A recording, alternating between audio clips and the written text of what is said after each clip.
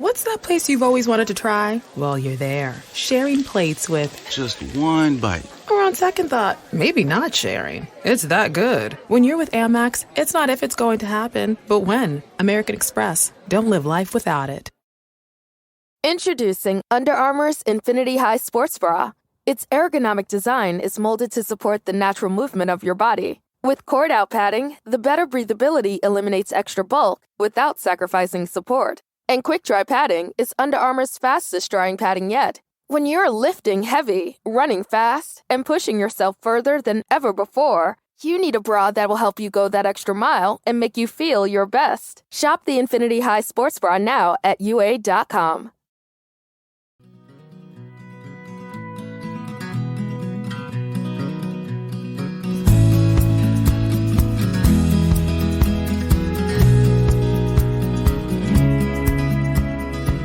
Hey folks, welcome to the Adventure Sports Podcast. My name is Mason.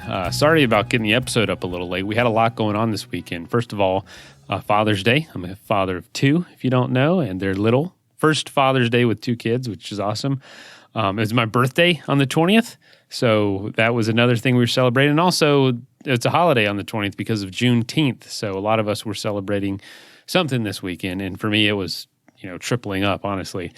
But anyway, let's go ahead and jump into this story. Elise's adventure starts when her life in London, in the city of London, was not going how she planned, and she decided to do something to mix it up, take 10 months off, quit her job, essentially, to literally run a lap around the UK. She stayed along the coast, did this solo, had a backpack, and ran 5,000 miles around the UK.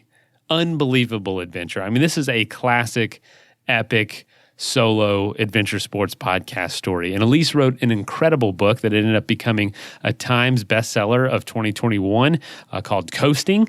It's very different, very raw, very just open and honest and funny just about her experience out there. I encourage you to check it out. Just talking about the highs and lows of the experience and how she did it, how she just had basically the guts to get out there and do it. So comes from a very cool, adventurous family, but sometimes we need to discover that on our own for it to be real to us. So I encourage you to check out her book, find it anywhere you get books, but there's some links in the show notes of where you can find it. Yeah, let's go ahead and jump in, and welcome to the show again. Happy you're here. All right, folks, welcome to the Adventure Sports Podcast. Today we have a really interesting story that has a book that accompanies it that you probably heard in the intro. But I want to welcome to the show Elise Downing. Welcome. Hey, Mason. Thanks so much for having me. Yeah. So where are you coming from today, and is that home? I'm coming from Bristol. I'm sitting in my flat, which is currently home, although I'm actually moving in a couple of weeks. So probably the last thing I record from my living room. Oh, really? Last thing you record. So a good thing. Are you excited for the move? Yeah, I've just bought a van and planning to spend the summer being a bit more nomadic, I guess. So putting my stuff into storage and saying goodbye to my flat for a bit. Quite exciting. Is van life, is it really taking off in the UK? Because here in the States, it's huge. It's just there's so much land. How about there? Yeah, I think it does seem to have. And I'm not really going to be doing completely full-time van life. I also wanted to spend a bit more time back home with my family for various reasons. So I'm going to be doing a bit of a mixture of both. But it just seemed like a good compromise between still having a bit of a home, some space, and not being tied to, my flat and paying rent and stuff like that. So excited. Definitely don't see it being a super long-term thing, but excited to spend a few months exploring really after. So I imagine like a lot of people with all the pandemic stuff over the past couple of years, it's been a lot of being in one place. So definitely feeling a bit of an itch after that. Oh yeah, absolutely. Well, you're someone who's seen quite a bit of your own country. I've seen obviously the whole coastline of the country, yes. But my inland knowledge is appalling, to be honest. So I'm kind of excited to get to know some other areas a bit because I can tell you about places on the coast, but take me inland and I'm useless. So all right, so growing up, you mentioned your family. Where is your family based, and is that where you grew up as well? Yes, my family are based in Northampton, which is kind of in the middle of the Midlands, really. So pretty much as far as from the sea as you can actually get in the UK, although far from the sea in the UK isn't really that far. I think everyone lives within like a 2-hour drive of the sea in England, which I know is very different to in the States. But yeah, so I grew up there, yeah, in the middle of the Midlands, just in a pretty normal town, to be honest. There's not really much going on in Northampton, no big mountains or coast or anything like that. I born and raised in Florida, so I kind of know what it's like to be close to the coast at all times, but still, and having no mountains at all. So definitely similar in that way. So, gosh, so you're going to be visiting family, you're going to be doing van life, but tell us about like what was it like growing up in your family? Were you an adventurous family? Was this a thing, or was this something you kind of discovered on your own? So I think yes and no. So my dad basically kind of my dad always says that he had read that you could walk up mountains. It wasn't something he'd ever done. Like his kind of upbringing definitely wasn't particularly outdoorsy.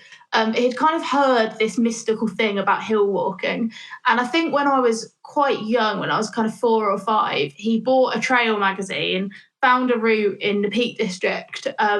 Which is about an hour and a half drive from where we lived. And he just one Saturday took himself up to walk up a hill. And he was like, well, this is great, isn't it? So then, because he used to have to look after me a lot when my mum was working, he would drag me off up these mountains. And to be honest, I hated every single second of it, I think. Like a lot of kids, I guess. I just moaned the whole way. I didn't want to be there. And then especially when I kind of became a teenager, I definitely didn't want to go up mountains with my dad. And I wasn't sporty at all as a kid. Like my brother did cross country and athletics at school, and I didn't do any sport as a kid.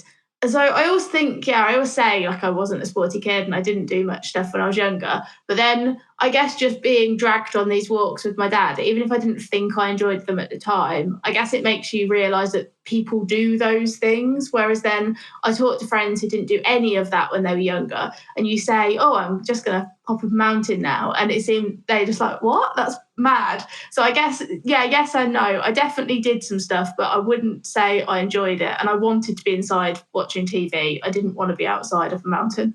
Isn't it neat? Good for parents to force us to do that stuff, because I was the same way. My dad would take me, we call it hiking here, but I love that, you climb an entire mountain in the UK and you went for a walk. You know what I mean? That's really what it is. We make it sound a lot more crazy than it is. Yeah, although our mountains are in general, I guess, a bit smaller than a lot of the ones you guys have. Yeah, but still, you go for a walk here. If it's not on pavement, you call it a hike. And even if it's flat, and even if it's like a quarter mile, you're like, oh, I went for a hike. No, you went for a walk. Interesting distinction. I remember just for consistency, I kept recording everything on Strava as a hike. And sometimes that would be like a 2-mile walk around the harbour on pavement where I live. And I was like, it's not really a hike, is it? That's funny. Yeah, but good for parents for taking us. Those seeds that they plant. So, when we're so reluctant to do that or so apprehensive about going out there with them, that does come back, because my dad did the same thing. I absolutely hated it. It was hard work. You're breathing heavy. You're like, what is the point of this? But now it's one of my favorite things to do. And I don't know if they foresee that or if they're enjoying it then like we are now, you know what I'm saying? And knowing we're going to like it later, I don't know. But it's an interesting thought. I think my dad just finds it hilarious now that this is the thing I choose to do with my spare time. And now I do loads of like walking and trail running and stuff with my dad. And I think every time I suggest we go camping for the weekend, he just finds it funny. And he's like, you weren't saying this 25 years ago. But I think, I guess it just makes you feel like it's possible. Although sometimes, and also because this was kind of the mid-90s, kit was a lot less advanced than it is now. And we didn't have loads of money when I was growing up. We were just generally going up these hills, like probably in not the best equipment. And sometimes now we redo walks we did when I was younger, and they're really hard. And I'm like, I can see why I moaned when I was 6 about this, because I'm finding it quite hard now in a lot better kit, like having had chosen to do it. So I have a bit of sympathy for my 6-year-old self. Walking up hills is hard. It's very hard. Camping. I just took my 3-year-old camping and he hated it. Absolutely. Like we couldn't even sleep. In the middle, he would not go to sleep. He kept just freaking out. And he was 2.5 at the time, so give him a little credit. But we had to leave in the middle of the night and drive 2 hours back home, like at 1 in the morning after not sleeping. And I thought, hey, we got time, because I'm not worried about it at all, because there's plenty of time to get them used to it. But even if he doesn't like it at this age, eventually. But all right, so hopefully in 30 years you'll be sitting here having this conversation with him. Yeah, in 30 years, I'll be 60, he'll be 30, and I probably won't want to sleep on the ground at that point, but we'll see. My dad still wants to, so that's perfect. Fine. Yeah, I'll just need a better sleeping pad. Right now, I just use I'll just lay on the ground, no problem. But so you grow up, you're doing that stuff. I know you come from an athletic family, or at least a running family. I know a lot of running, but not necessarily doing this kind of thing. Where did it start to turn for you? I know that you had an experience, this is in the book, about living in London, kind of pursuing that life that here in the States, climbing the corporate ladder maybe, or just pursuing that city life, and it wasn't working for you. Tell us about that and what gave you the confidence to do something about it. Yeah, so I think in terms of kind of like getting into running and stuff, it was when I was at university, I started running mainly because I wanted to get a bit fitter. I was a poor student and couldn't afford a gym membership. So I was like, right, I'll go running. And it did seem like people who liked running really liked running. Yeah, they're insane. Yeah, I was like, it seems like a cool thing to do. I'd like to be one of those people. And I remember this was probably 10 years ago now, kind of like 2012. Yeah, about 2012. And blogging was huge at the time. And I kept reading these blogs of people who were running just sort of marathons casually on a weekend. And it just blew my mind that was something people could do. But there was a little part of me that was like, that would be so cool to be that person that just goes out for a 4-hour run. So I started running. The first time I went out, I couldn't run for 5 minutes. I just was so unfit. But I kind of kept plugging away a little bit. And eventually, after a month or so, I think I could run for half an hour, which I didn't have a running watch or anything at the time, but I worked out must be about 5K. And I think it was just, I always say, it was the idea that something completely impossible a month ago was now something I could do. And there was just something about that I really liked, that power over what was possible, I guess. And it just felt like a kind of magic, to be honest. So I carried on running a bit, but I think my ambitions for it always really outweighed how much training I was willing to do. And I never really got into the habit of it really being kind of day-to-day part of my life. And I did a half marathon. I did a pretty disastrous marathon. And I liked running, but I definitely wasn't very good at it, wasn't very committed to it. But I think I liked the idea of being better at it than I was. And then, I finished university and I moved to London and got a graduate job working at a startup. And I think I just thought that's just what you do, isn't it? You go to university, you get a job. I hoped that I would like my job a bit. I wasn't willing to do something I hated. And I was working for a healthy food startup, doing something I found really interesting. But there was just something about the thought of kind of sitting at that desk forever, and it feels like a bit of a cliche to talk about. And also, I'm also very aware whenever I talk about this that I was so privileged and lucky to be in a position where I could even think about giving up my job and going running for a year.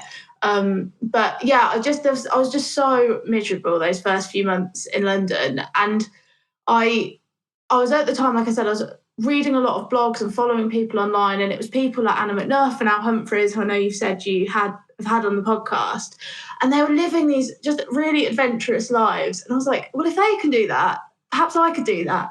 And I didn't have tons of friends in London at the time because I'd only just moved there. And so I found this thing called the Yes Tribe, which had been started by Dave Cornthwaite.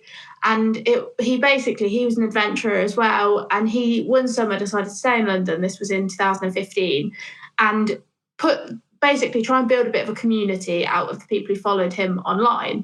So he arranged this Friday night camp out, and he said, just come to this train station, meet up, and we'll go camping for the night.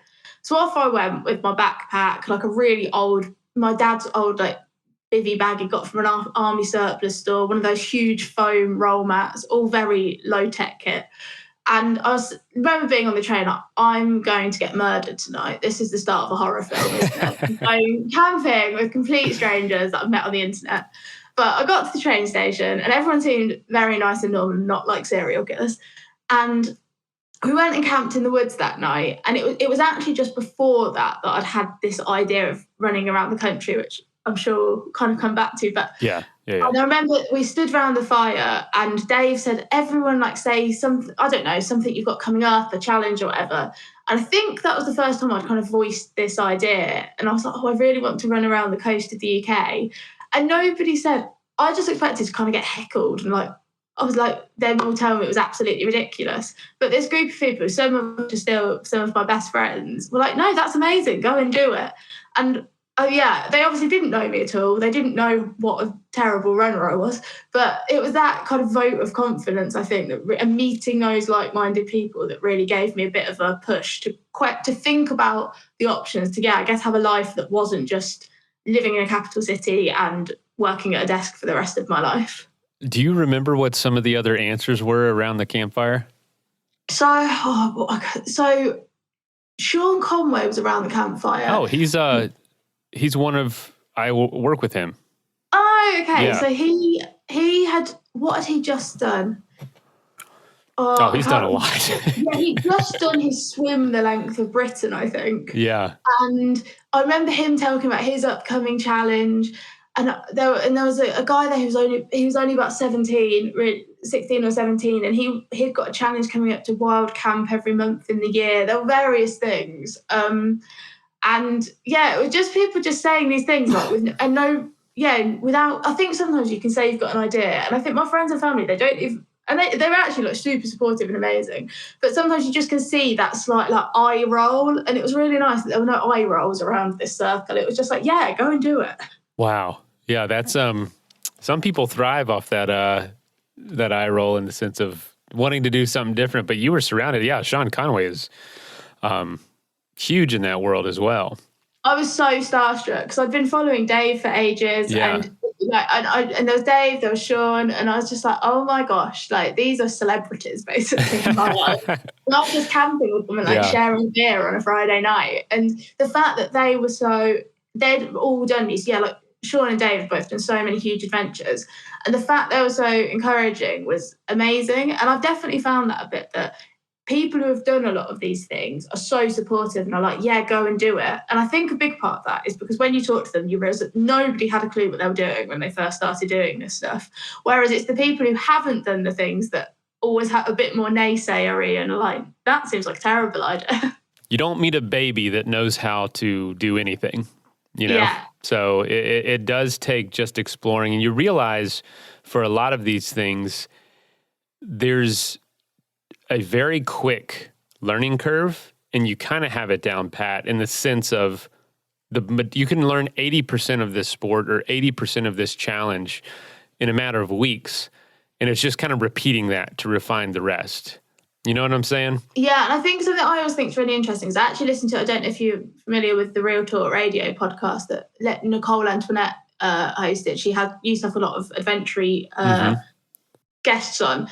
And she was talking to a woman, and it was actually about that they're a recovering alcoholic, and it was about their sobriety journey. But they said this thing about how you don't need to do what you're doing on day 1 to get to year 10. And I just thought that was really interesting, because I think it's really easy to look at like a big project or challenge or whatever it is in its entirety and be like, well, I don't know how to do that, so I'm never going to be able to do it. But it's like on day 1, you just have to be able to do day 1 of the thing, and then you can figure the rest out as you go. Like you're never going to know how to do the whole thing on day 1. Wow. No, that's absolutely true. One day at a time. That's something my mom always tells me. But I hate to keep bringing this, plugging stuff, but I work with Sean specifically. You just mentioned not drinking, but a non-alcoholic brewery, Athletic Brewing, if you've ever heard of that. Sean is one of our athletes. No, I have heard of Athletic Brewing, yeah. That's awesome, yeah. So that's my day job. And then I do this show on the side.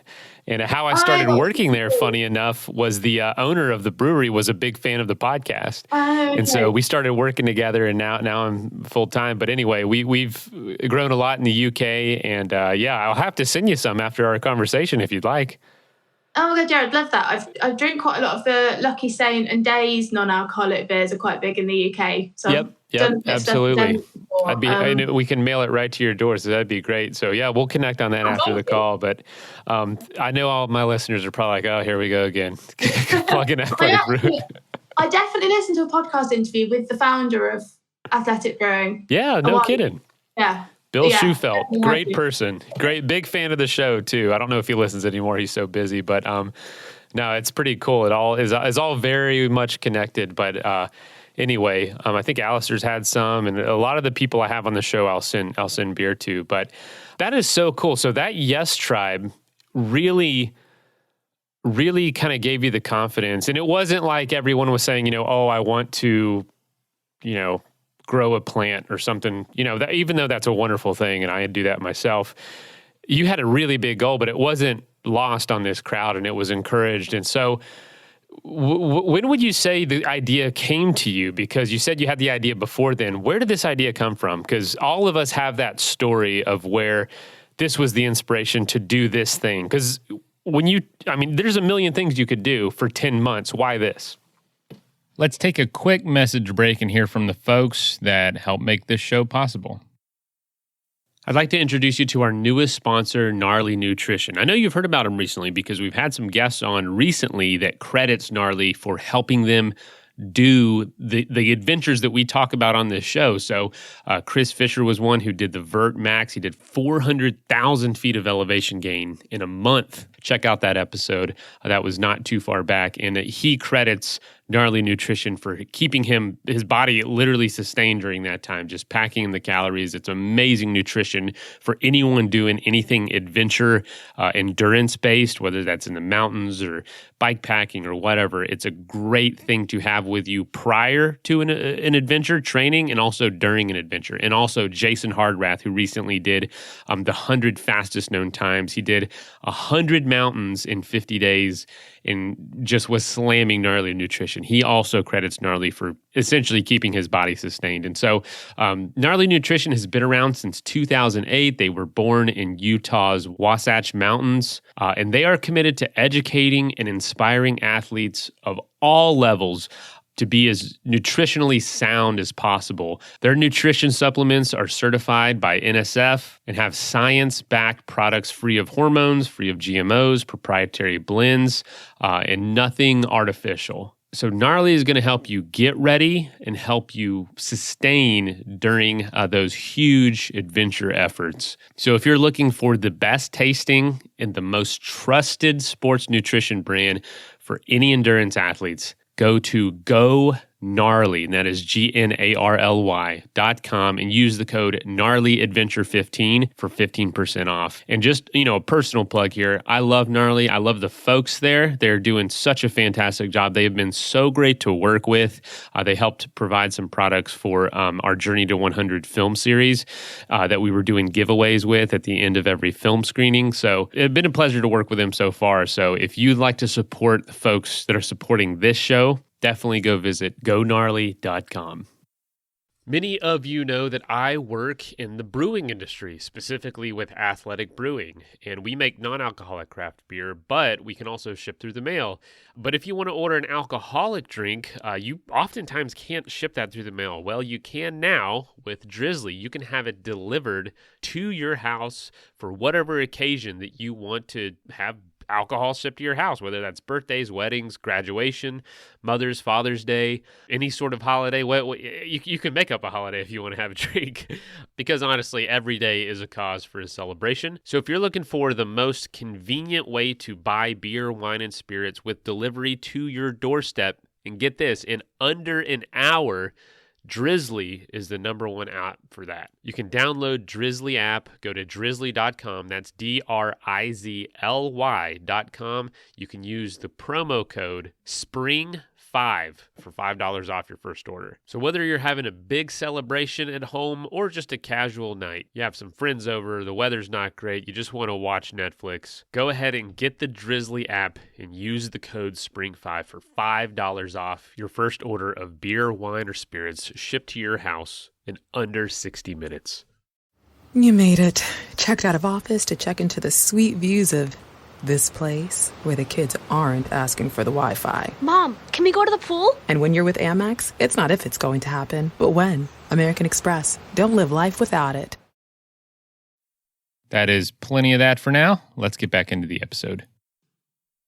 So I remember when the idea came to me so clearly. I was sitting at work. I used to work a few evening shifts at my job. And I was looking at the map of Great Britain to see if we could deliver something to a customer who lived in the Scottish Highlands. And I just, this idea popped into my mind. I just remember thinking, I wonder if anyone's been around the whole coast of the UK before. That would be a cool thing to do. And I didn't necessarily mean running. I just thought, I wonder if anyone cycled or walked or sailed or whatever it was. And I kind of sat there and Googled this while I was still sitting at work. And you're playing a dangerous game. Yeah, sorry to my boss. It was very quiet in the evening, so there was a lot of time to Google random things. And I found out that quite a few people have walked around the coast of Britain and that people have some amazing websites and stuff where they logged that. Quite a lot of people have cycled and stuff. And I just remember thinking that would be such a cool thing to do. And it seemed at the time like no one had really ran it before. And I honestly don't know why I thought, I could do that. But I just kind of thought, maybe that's something I could do.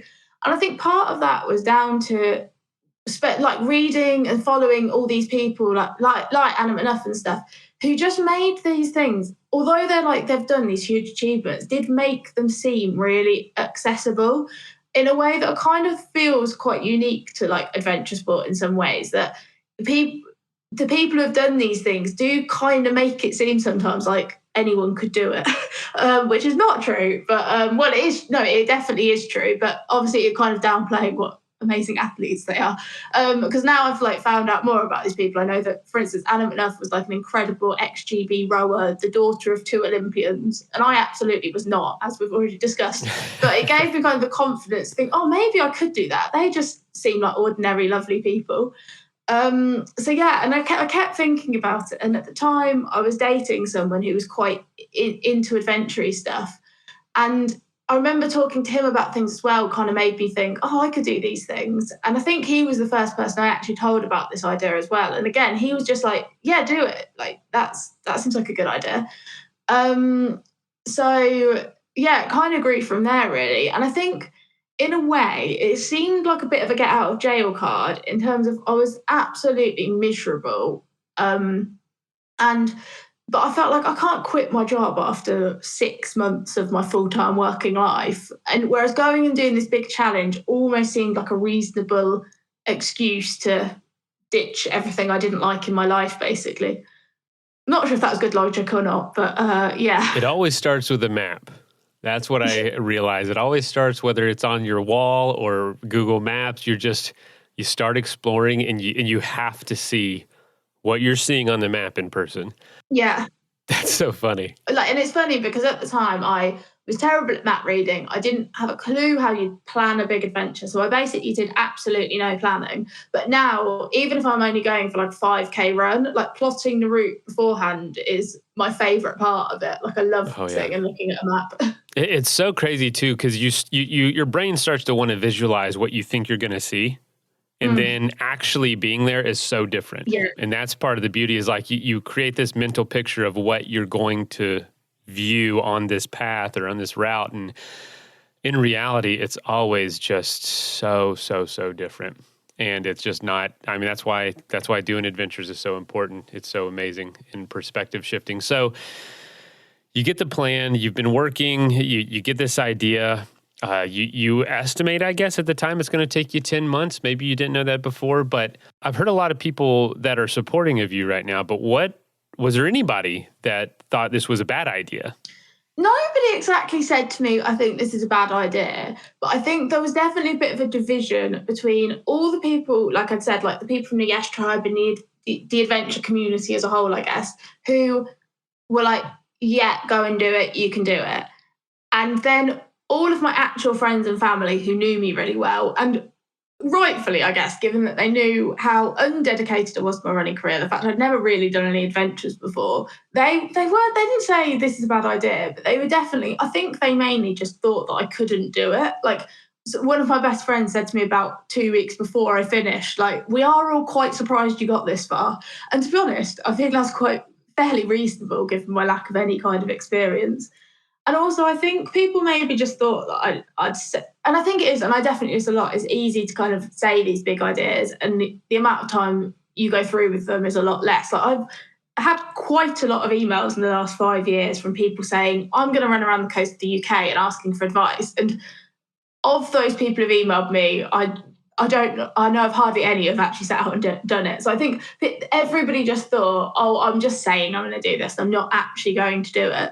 And I think the only thing that actually made me get to the start line was that kind of desperation of wanting to do something. But yeah, I can understand why they were all a bit skeptical, I've got to say. What was the scariest moment with committing to this? Was it telling your boss? Was it telling your parents? Or was it ending your lease? Tell us about that. I think it was mainly like almost like the pride side of it, because I think at the time, and I always say this, I was 23, I just finished university, and although my friends weren't exactly doing the same things, a lot of my friends were had gone travelling after university, or they were doing ski seasons, or two of my best friends had gone cycling around Central America, and or people like might have still not found a good job after university and were kind of like temping and whatever. And so I feel like a lot of my kind of peers were in that quite transient stage, I guess. So the idea of kind of abandoning my whole life for a year just didn't feel as scary as it kind of does now, really. Like now, like being a bit older and giving up like work and jobs and leases feels like a much bigger deal. And at the time, that side of things didn't feel that scary to me. And I guess I'd previously had been in that cycle of sort of studying and being at university for 9 months, and sometimes going to do something over the summer and being in lots of different places and not having like roots in that way. And although, yeah, it was definitely the main thing that was a bit scary about telling my boss was I'd been at that job for about 6 months and I wasn't planning to leave for another 6 or 7 months. But I kind of had to tell her I was going to do this thing because we'd become friends, and I think we were friends on Facebook, and I knew I'd be like posting about it, and I'd set up a blog and stuff. And I was like, I can't keep it a secret. But it is a bit weird 6 months into a job giving your notice in 6 months in advance. But luckily they were super, super supportive. Because I remember some friends being like, I don't think you should tell work. But luckily, my work were great, and I just kind of knew they'd be fine with it. But yeah, I guess that was a bit odd. But I think the scariest thing was more that once I'd started to tell people, and especially people I didn't know, and I'd kind of, I'd set up a bit of a blog and a few people had followed along with it. And I was like, I've got to do this now because I'm too embarrassed to say, oh, it was all a bad idea and I can't do it. So yeah, it was kind of I think my pride is the only thing that really kept me stuck to it, because otherwise I think I would have been like, there were definitely moments in the build up, especially as we got a bit closer, because I think when I first started telling people, it was all just quite exciting talking about it. And then we got a bit closer and I was like, oh no, I've actually got to go and do this thing. The night before any adventure I start, I almost have a panic attack. For anyone out there thinking, oh, you got to be so excited and confident and feeling great up until the day you start, I personally, I can't speak for you, I second guess myself. I'm like, what am I doing with my life? But you have to push through that. What was your experience? Yeah, definitely. I think that even about, like, I think it's the same when you like start a new job or move house, or like even just like going on holiday sometimes. That moment right before you do it, or even when you've just started doing a new thing, it all feels so hard and horrible. And I'm like, I wish I just stuck at the old thing. Like, I wish I just stuck at that old thing that was really safe and I knew what I was doing. And there's definitely that moment of being like, oh, like, why, like, it's all so much effort. Like, why have I done this? So I can, definitely agree with that. I think with the run, it was about two weeks before I set off, was when I finished my job and I moved all my stuff home from where I was living in London back to my parents. And I remember my mum saying that she much preferred it when I was still away and she couldn't see how disorganised I was about the whole thing. She said she just felt horror when I got home. And she was like, so how's the planning going? I was like, wow, I haven't really done any. And then, definitely in those 2 weeks before, I was just filled with like, what on earth am I signed up for? And I was like, I can't back out now. And I think I cried every day for those 2 weeks. I was like, what on earth am I doing? So I definitely agree with that. So I know you didn't prepare much in the sense of like training and whatnot. You kind of trained on the job, as I heard you say somewhere else.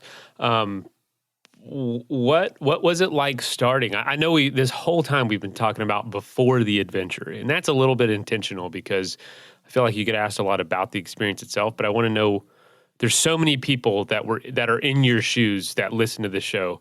I hear more and more from folks saying, "Oh, this is my escape from work. I'm planning my own big thing in a year or two, which is going to take totally upending my life." So I think that applies a lot more to people right now than the experience itself. But tell us about what it was like starting. Where did you start? And the plan was to run around the coast of Britain, as close to the coast as possible, trails, roads. Tell us what you knew going into it as far as like what you were going to do and then what it was like to start. Yeah, I think just to go back quickly to what you just said, I think the kind of getting to the start line bit is definitely the hardest bit. And I always say that like I genuinely believe that if I can run around a country kind of physically, then pretty much anyone can. And you don't need to be like the fastest, best person to go and do these big things. You just have to go and actually do them. But it's the getting to the start line that, it's definitely the hardest bit. So I think, definitely relevant to talk about all of that.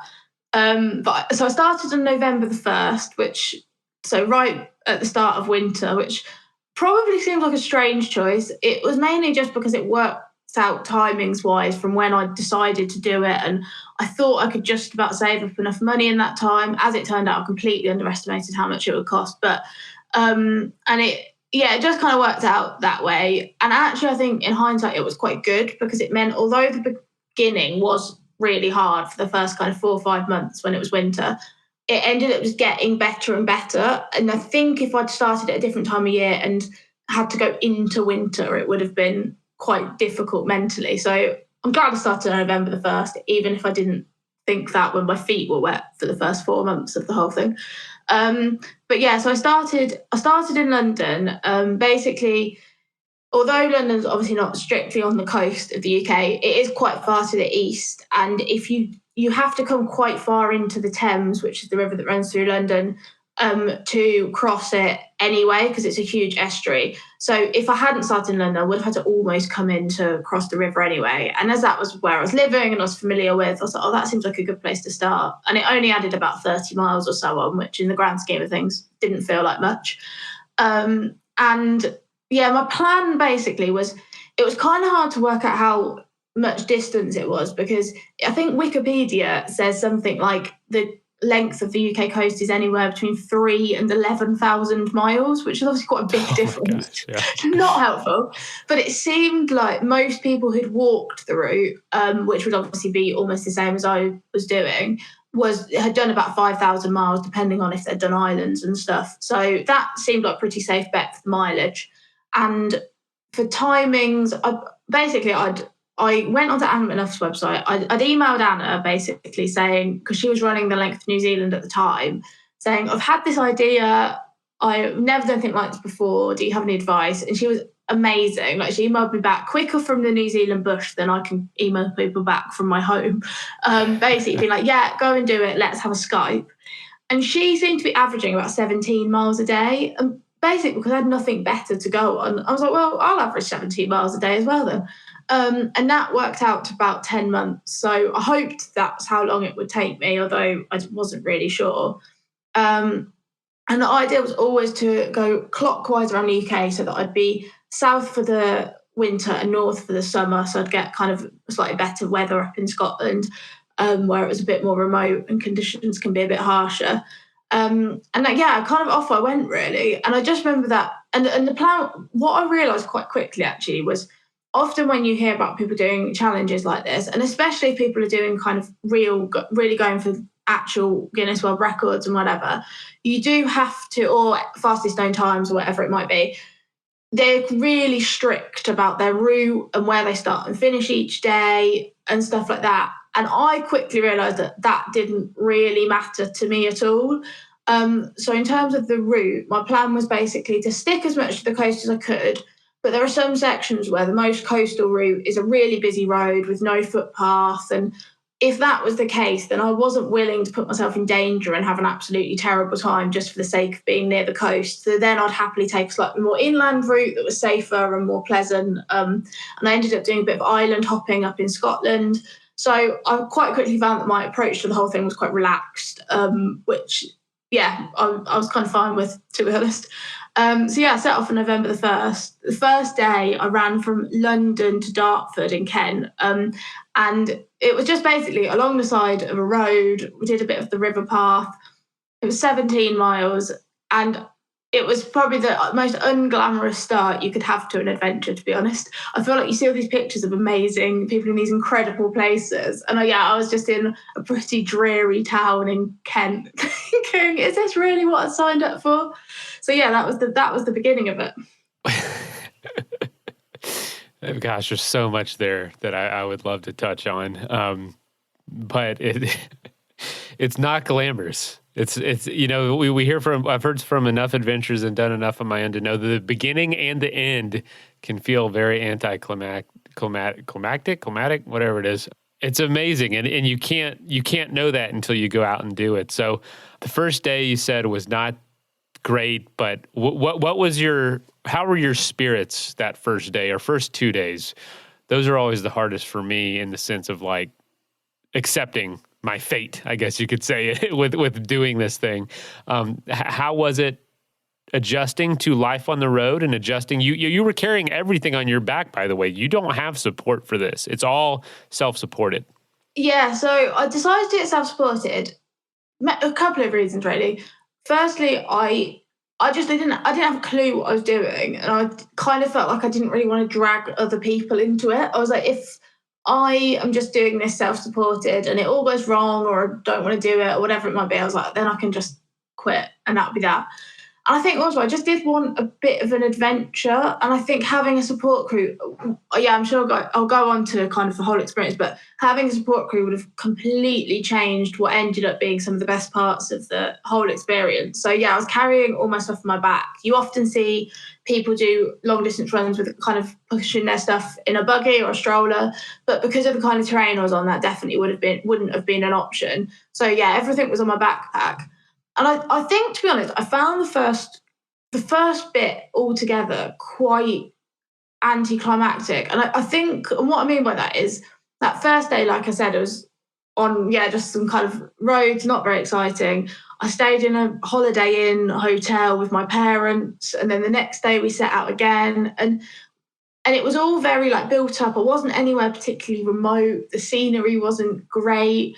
And because I was always planning to sort of build up the mileage as I went, on those first few days, although the first day had been a bit longer, I was often doing really short distances. And so I just remember thinking, I can't believe I've like quit my job and upheaved my whole life to go for a 7-mile run around Kent. I was like, this is mad. And I think that definitely feels really different to now, especially if I've done some like shorter kind of multi-day runs since, and you're on the first, it's kind of a bit of a baptism of fire. And on the first day, you're doing like 30 miles and you're dead by the end of it, and you're really like jumping in at the deep end. And it wasn't really like that. So I just remember feeling, I don't know, just a bit like, this is just a bit weird. And yeah, it was a bit of a strange feeling, to be honest. And it took quite a few months to get to those kind of more remote scenic areas that felt a bit more adventurous, and to be doing bigger miles and just feeling a bit more like I knew what I was doing, I guess. So it just felt like a very gentle start, which was a bit odd, to be honest. When did you feel like you were kind of getting into rhythm with the experience? Or was there ever rhythm? Was it just hard the whole time? No, it definitely felt, I think it was so, I went clockwise. So for the first couple of months, I was going around sort of the east and southeast of coast of England, and those areas, because you're obviously close to London, and it just is really built up along that whole few hundred miles of coast, to be honest. So although there were some nice coast paths, especially when you get down towards like Brighton, and you'll have a bit that's on the South Downs Way, it was all very built up. And yeah, just like very like populated and stuff. And I still was doing quite short miles each day, I guess. And it took really until I started the Southwest Coast Path, which runs from Dorset around the kind of southwest of the UK up to Somerset, that's when I think it really started to feel like an adventure, because there are some stretches of a lot of people do the Southwest Coast Path as kind of a complete challenge. It's 630 miles in its entirety, and it's absolutely stunning. It's beautiful. It's really hard going. It's very hilly. There are like lots of quite remote sections where I wouldn't see anyone for a while. And I think that was when it started to feel like I was on an adventure, I guess. And also because I'd got a bit fitter and a bit more used to it at that point, I'd started to do kind of like 20, 25 miles a day, a lot of days.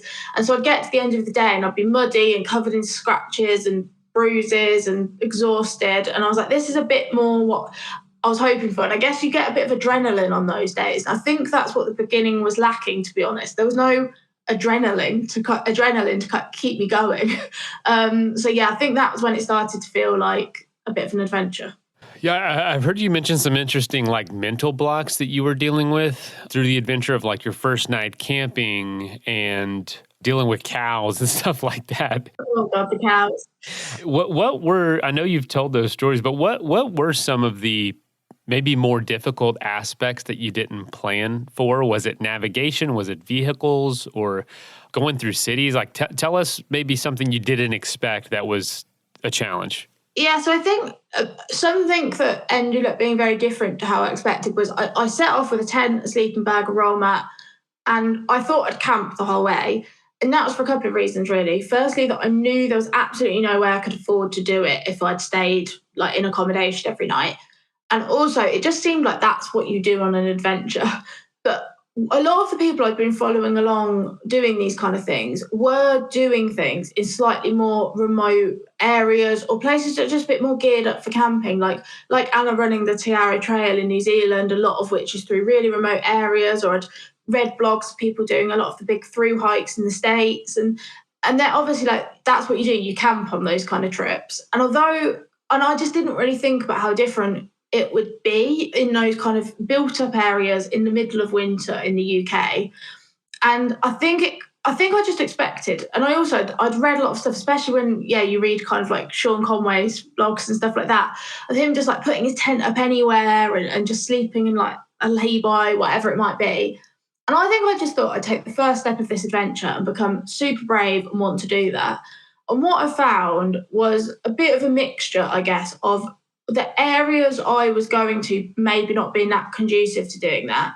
And also, I guess, especially probably as a woman, I just didn't feel safe camping in those built up areas in a way that other people might have done. And also the weather, like it just being wet and cold and dark at 4 p.m. Like when you're wild camping, you're obviously meant to kind of arrive late, leave early. And when it's dark at 4 o'clock, I was like, well, I'm not really sure what I'm meant to do. I can't put my tent up now. So I ended up, and it was kind of a lucky coincidence, really, that through the blog I'd been writing, and then lots of friends, and over the winter when they were really quiet, quite a few B&Bs and hostels helped me out. I ended up staying with people in this like amazing network of just like kindness, to be honest, for the whole of the first half. And I did pay for a few nights accommodation here and there, obviously, but mostly people were like really generously welcoming me into their homes to stay with them. And so I didn't actually put my tent up at all for the first half of it. And I think that was completely different to what I'd expected. But also, if it hadn't been for that, I don't think there's any way at all I would have seen it through. I think I would have just got a couple of weeks in and just been like, this is not going to work. And to be honest, I still kind of stand by that. Well, now I've done a lot more camping and wild camping, and I'd really happily go to like a mountainous area or a remote trail and camp there on my own. I still don't think I would want to do those first stretches, especially in the winter and camp on my own. I still don't think I'd enjoy that at all. So it ended up being completely different to how I thought it would be, basically in those respects. And I think just like naivety of not having done that kind of thing. I didn't really recognise how different where I was going and what I was doing would perhaps be to, like doing these more remote trails. So that was definitely completely different. And I think I just realised all the things I didn't know. Like I couldn't really navigate. I realised I was terrified of animals. So pretty much everything was different to how I expected, to be honest. That's adventure for you. Wow. So you mentioned safety. What was the level of awareness as far as for being alone for your safety? Was that a big concern? I don't know. I know culture can differ in the UK versus the US, but it's often a big concern here especially for women who are doing something alone here in the States. How big of a problem was that for you as far as facing that? Yeah, I think it wasn't necessarily a problem. It was definitely something I thought about a lot and probably affected some of my decisions. Like I said, I still, to this day, I wouldn't want to camp in a lot of the areas that I didn't want to camp in then. And I don't think that was just me being scared then. That's still how I feel. I find it really useful to be quite logical about the dangers in certain places. So I find if I'm in more remote areas on your own, it can feel a bit eerie sometimes. You're like, there's nobody around.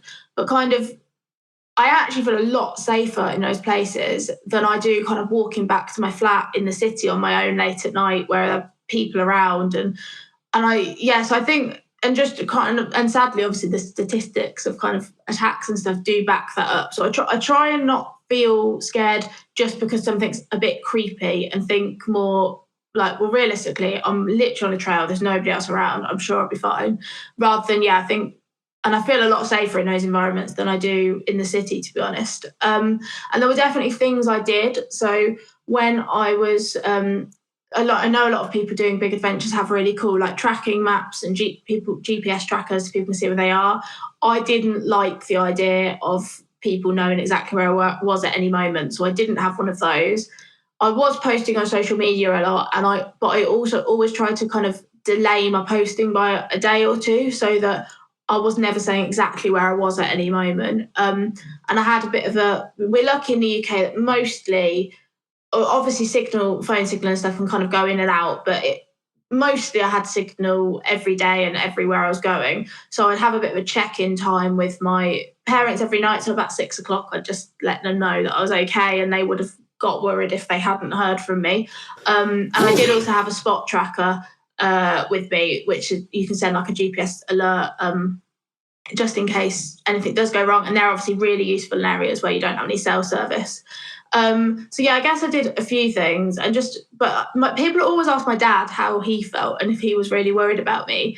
And he always says the same, that if I tell him I'm going walking in the mountains on my own for the day, he feels so much more chilled than if I call him and I'm walking home from the pub at 11 p.m. And that's when he said he's really worried. And I think I definitely feel the same about that. But I guess it definitely is something you have to think about, annoyingly.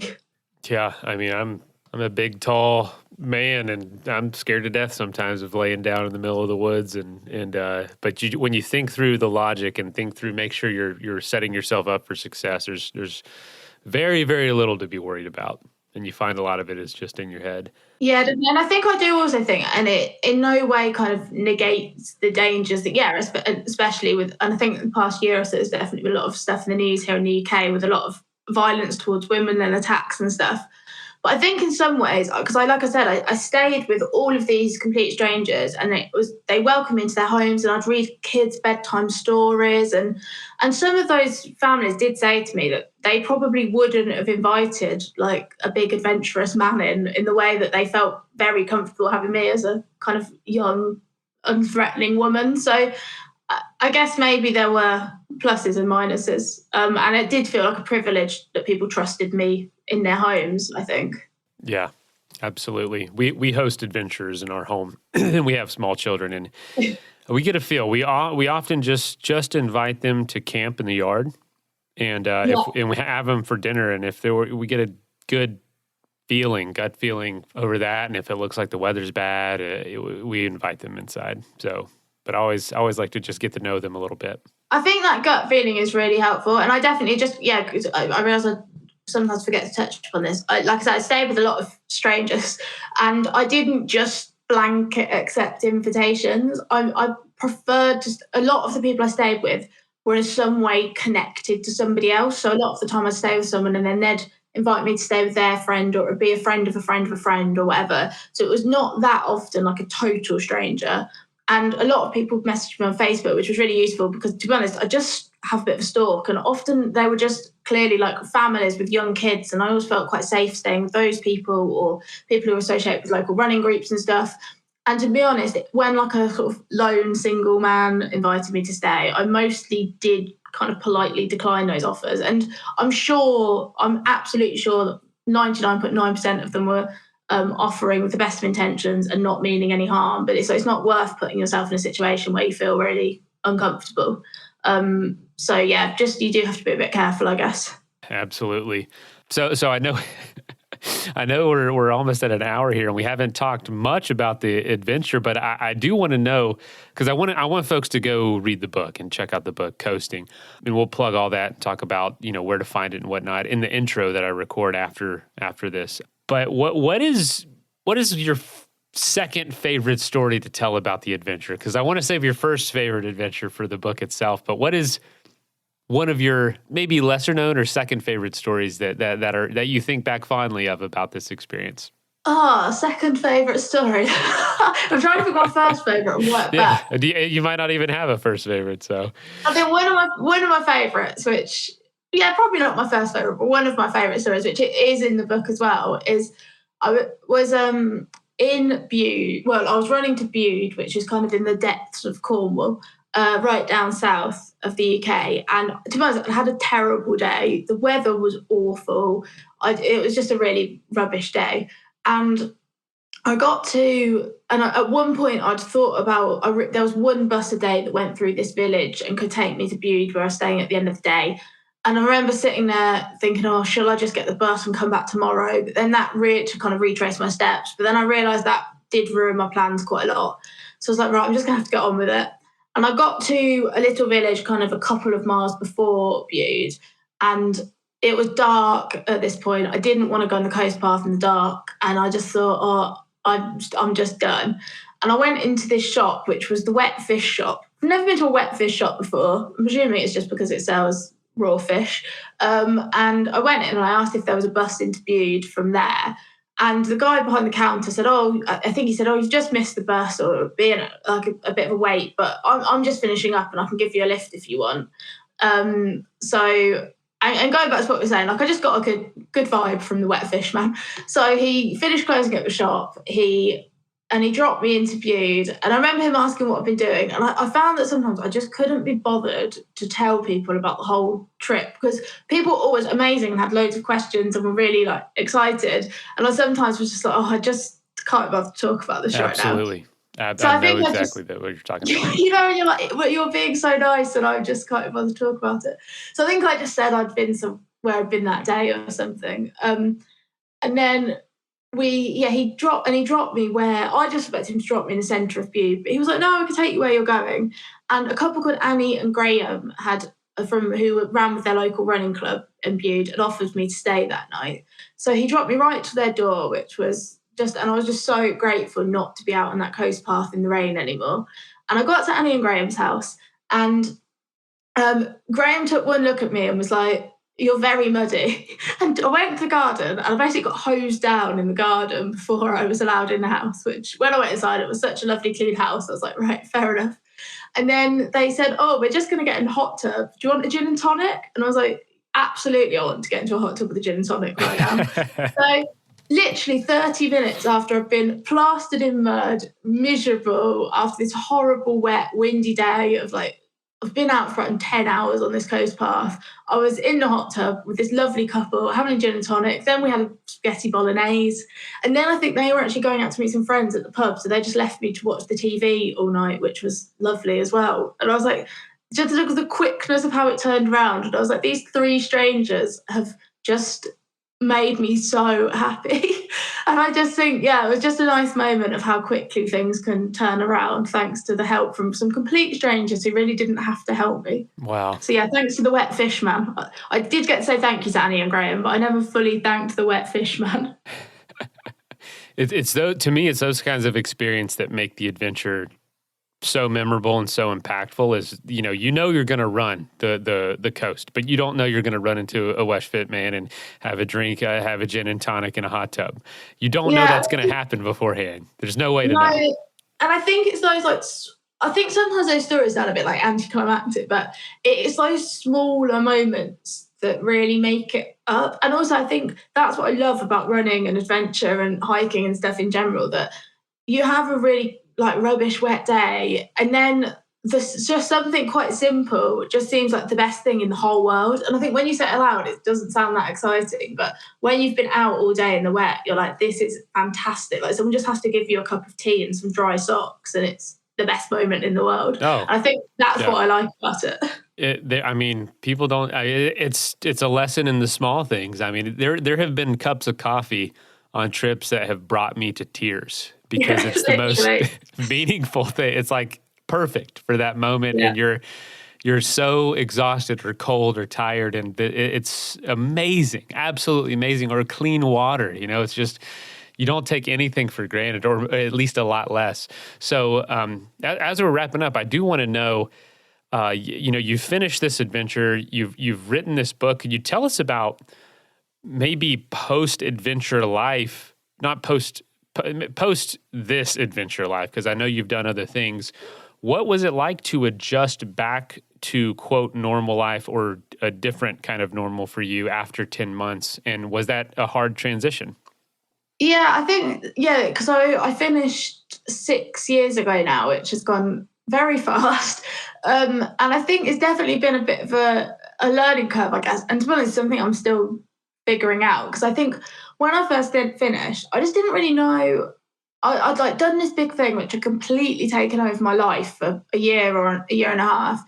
And I was like, I just didn't really know what to talk about then, or who I was, and it was difficult to just go back, because you do these big things and you realise that everyone's excited for you, and my family and friends came to the finish line, but really their lives had just gone on without me and nothing had changed. And it took me a while to figure out what to do with that. And I remember, when I finished, I had absolutely no money left. So I had to get another job immediately. So I moved straight back to London, started doing a very similar job to the one that had been making me completely miserable before, which was obviously a terrible idea, but I just didn't really know what else to do, because I thought, well, I've got no money, I'll have to work again.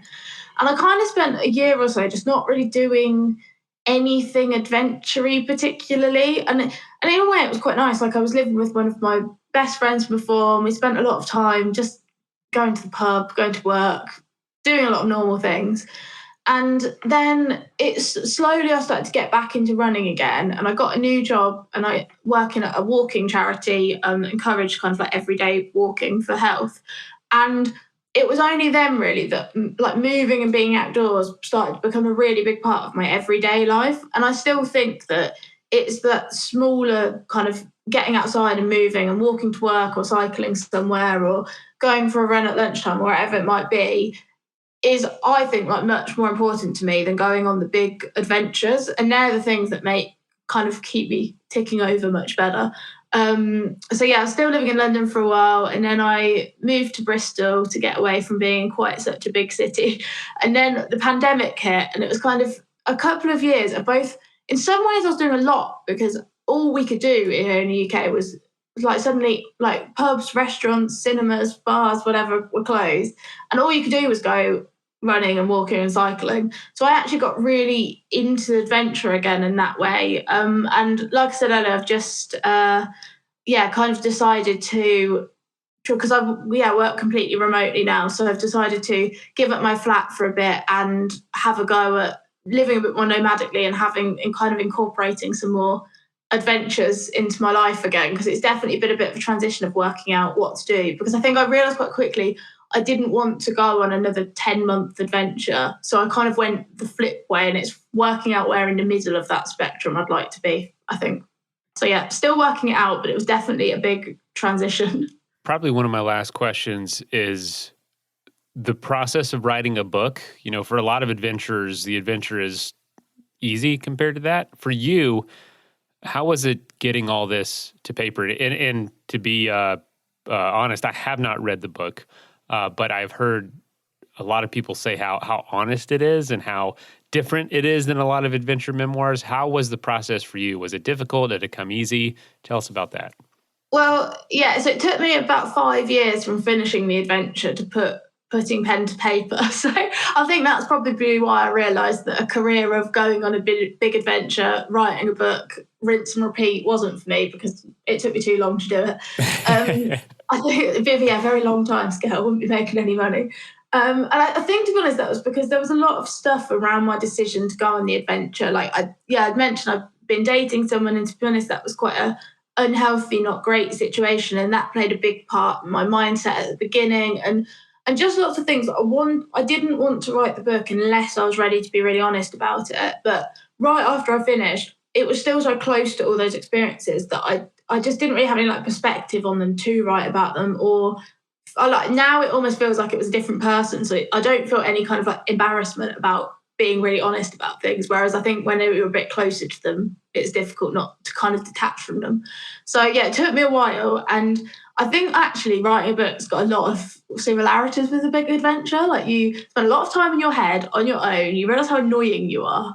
And yeah, quite an intense experience. But it was actually really nice to go back, and because I went through all of my old videos and blogs that I'd made, and remember all those small, amazing moments like Annie and Graham and the wet fish man that you kind of forget about a bit. And then I was like, oh God, all these amazing things happen. And I think, to be honest, that also did light a bit of I do want a bit more adventure in my life again. It's not in terms of going on a 10-month run, I don't think, but yeah, I guess I think I've become quite settled back into my comfort zone. Even though I go and give talks and stuff and tell people to go and do these adventurous things, I was like, being a bit of a hypocrite, really, aren't I? So yeah, it was actually a really amazing experience, and it's been like I think I said earlier, I truly believe if I can run around the country, then anyone can. And I kind of wanted to get that across, because I think sometimes when you say, oh, I didn't know what I was doing, I was really inexperienced, it just sounds like you're being a bit humble. And I kind of wanted to get across that I really did not know what I was doing. Story of my life. No idea. That doesn't stop you. So last question, and I'll let you go. Actually, last two. Tell us one of the biggest lessons you've learned from this experience. Maybe it's what you just said about being prepared and not really know. Everyone's winging it, is what I'm realizing in life. Some people just play it off better than others. But tell us what's one of the biggest lessons you've learned since then, and thinking back on the experience, and also what's next for you. I think I'm going to go. I'll go with 2 lessons, if that's all right. Be sneaky. The first one, definitely, that you really don't have. I think it's easy to look at people who've done something big like that and just think, oh, they must be really good at running or whatever it is. And I just think you really do not have to be the best, most athletic person. You can go so slowly, and if you just keep going for quite a few hours a day, you'll get a really long way. And yeah, you don't have to be the most athletic, amazing person out there to do something big. You do just have to do it. And I think also a big part of it for me was when people started kind of offering me places to stay and to help me with various things, that just felt really unnatural. And I wanted to sort of say no. And then I was like, people only offer to help you if they really want to help. And I think I've got a bit better at kind of accepting that. And then if I offer someone to stay with me or do something, it's only because I actually want them to come. I'm not just, doing it to be nice. And so I think getting a bit better at accepting help from others, was definitely a big thing for me. In terms of what's next, I think, like I said, I've got a lot of talks around the UK this summer, and I'm actually writing my next book, which is a guidebook. So planning, and very lucky that work's very flexible. So planning to travel around a bit in the van, spend as much time outside doing adventures as possible while working as well. And then I've got a 5-day ultra race in Mexico in November. So I've actually been a bit injured recently and not running much. So trying to build up the running again in time for that. So that's kind of what the rest of the year looks like, really. Fantastic. Awesome. Well, is there any particular place you want people to get the book? I know it's on Amazon, but is there a website, your personal website, or where do you prefer? Yeah, so you can get it on kind of, all the normal bookshops, Amazon, etc. On my website, which is elisedowning.com, I can do signed copies. So if you're interested in one of those, then head there, and do ship worldwide, although shipping is a bit expensive overseas. Sorry about that.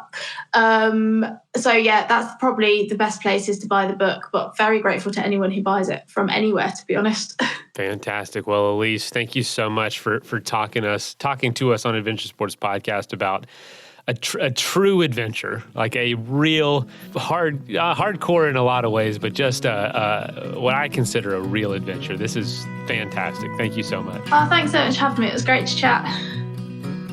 First of all, thank you so much for listening. It means the world to us that you choose to listen to the show. If you'd like to help us further, you can leave a review on iTunes, share us with your friends, your family. It goes a long way to grow in the show. You can also support us financially through patreon.com/Adventure Sports Podcast. Link is in the show notes. And also, if you have an idea of who could be a good guest for the show, we're always looking for people to tell their story about the outdoors or adventure. So if you know someone, please reach out. Email us at info@adventuresportspodcast.com. And until then, get out there and have some fun.